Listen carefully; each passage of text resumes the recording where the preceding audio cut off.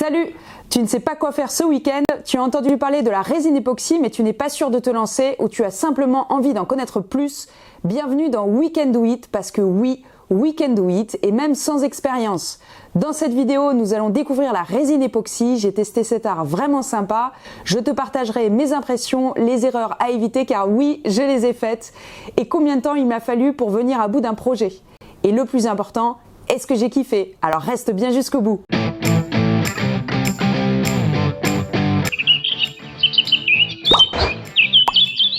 Salut, c'est Aude, bienvenue sur la chaîne. Je teste sur mon temps libre des hobbies créatifs. Je vous partage mes impressions, mes galères, les coulisses quoi. Et ce que j'ai aimé sur ces hobbies passionnants. Je vous dirai en unité week-end combien de temps il m'a fallu pour mener à bout des petits projets pour une non professionnelle comme moi, sans outils de pro, sans expérience et le plus important, sans prise de tête. Si tu as aimé la vidéo, n'hésite pas à liker et à me laisser tes commentaires et suggestions.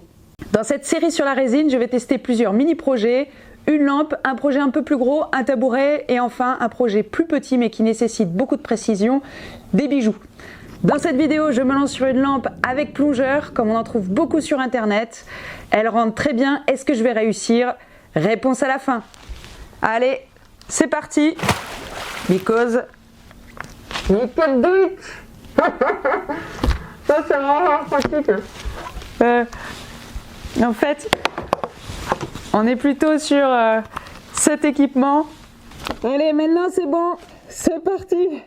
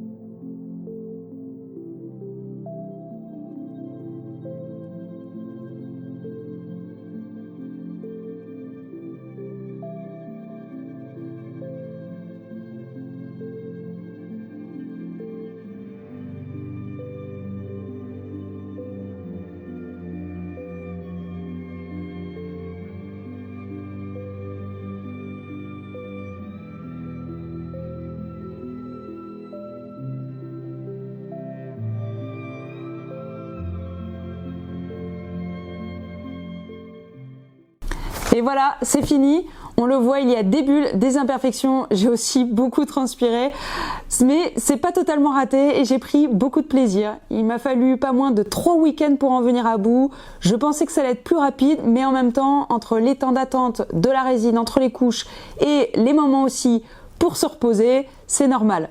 J'espère que vous avez pu voir au fur et à mesure les erreurs que j'ai faites.